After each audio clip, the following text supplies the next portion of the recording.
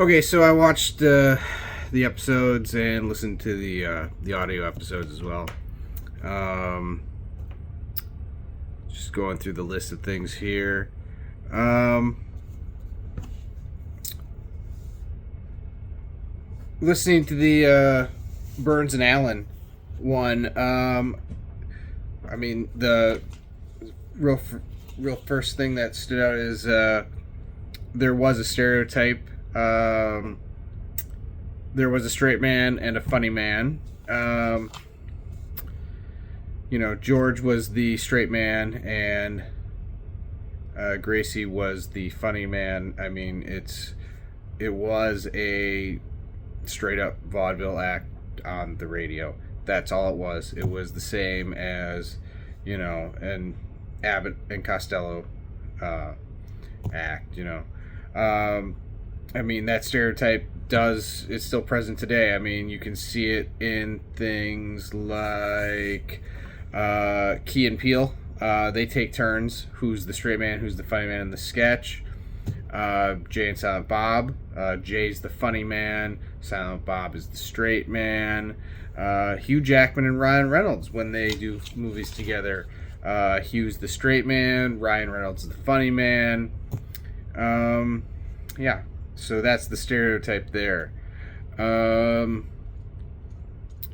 They did have a joke that did make me laugh. It was the one about the park being exclusive and there was only one bum per bench allowed. That was pretty good. The rest of it, I was like, I didn't get it. Like, who were these other people that were coming in and out of the episode? Like, who's Ray, and why are we making fun of what Ray's wearing? I'm sure if we had more than one episode to listen to, it may have been more clear. But yeah, it was, for the storytelling differences between the radio and the television episodes. I mean, this was a vaudeville act. That's all it was. It was 14 minutes of straight jokes before we even got to the exposition for a murder mystery that we never hear. So that was the joke. We're going to talk about it, but not actually do it. And that's what they did. And then we have a song, and then a cereal commercial. That was that episode. I mean, that was the whole thing. Then the storytelling differences for the two episodes that we did have, the Amos and Andy and the Goldbergs. Well, the Goldbergs starts with a Sanka commercial, and then we just roll right into, we're going to talk to the audience right through the window, breaking the fourth wall, setting us up for the episode. And I was like, what? And like, we had no introduction of the characters, but I'm guessing that's because this was the very first episode of the show on television, so the viewers would have been familiar with the cast from the radio show. But that we didn't have that. I mean, I didn't. But yeah. So, and then the apartment of the set for the Goldbergs, it made no sense. When the characters stand at the air shaft and talk to the neighbors in the other windows from the other apartments, well, the Goldbergs' apartment extends into the neighbor's apartment. It's like Jerry's apartment on Seinfeld. His kitchen would be in the hallway. It doesn't make any sense. So we'll let that go for now. There's a lot of repetitive dialogue in the Goldbergs.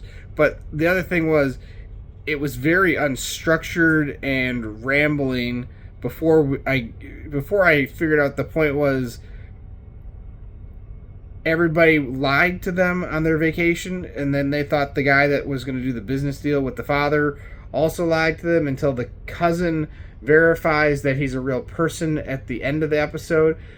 It was a lot of nothing to get to a lot of nothing. The stakes were so incredibly low. I mean, at the end of it, they were out $50. Granted, $1950 is, we could do the inflation, but whatever. That was about it. And then the other thing I noticed was only the adults on the Goldbergs had accents. Even the neighbors had accents. So that was whatever. I'm guessing that was part of the, first, second generation thing of the immigrant experience, on television, whatever. And then the Amos and Andy one, that felt, from a storytelling point, it was more structured like an actual sitcom that we experience. You turn on the TV now and that's what you're going to see. There was a first, second, and third act. We started with the problem that he's got no money. He goes to the bank. There's no money in the account. Well, he's not going to go to work, so he gets his wife a job, and then she ends up working at the place where he has to go to the party. And then we get the whole, we can't run into each other at the party because she doesn't know I'm here, and he can't know that I'm married to her. And then to solve that, now he finally gets a job, and then at the very end, we get the payoff joke that the guy that thought he was married to a millionaire sees him working at the coffee counter in the train station. So, that's a standard, we thought we got away with it, and then at the very end, the character, the protagonist of our show gets caught. That happens all the time, and like every single sitcom we see,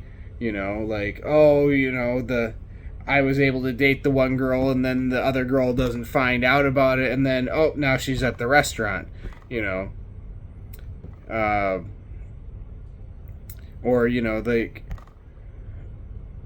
I don't have the money to pay the rent, but we sent the empty envelope, and then here's the landlords at the post office seeing us,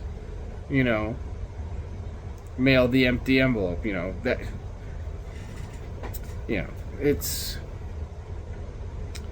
was more. It felt like you'd see it in anything today. But yeah, it was structured like an actual sitcom. So I don't know if that's because the radio version of the Amos and Andy was less vaudevillian and more stage play type production than the Goldbergs, or if the writers for the TV were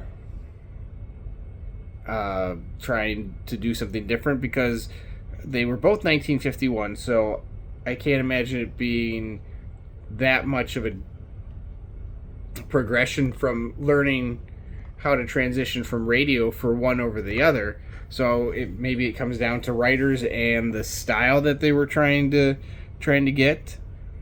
But yeah, the Amos and Andy thing with the same plot of pretending to have money. We see that all the time. There was a recurring theme on, like Arrested Development. They had money and they lost the money, and they had to pretend that they continued to have money for a lot of episodes, or they needed to put on the whatever, because they always put on the whatever event, but they didn't have money to do it. It was, and their lack of understanding value was part of that. It's a banana, Michael. What could it possibly be worth? What could it possibly cost? Kind of thing. But yeah, I didn't get on the Burns and Allen show a lot of the jokes. I was just like, I have no frame of reference for these. Like why are we making fun of one person for this or the other person for that? But I'm sure the audiences at the time would have been listening, week after week, they would have had, the background to be like, this is why it's funny. But we just have this, we just listened to this one episode alone. So, I mean, we only get that. So what's the context for why they're making that joke is probably a big part of it.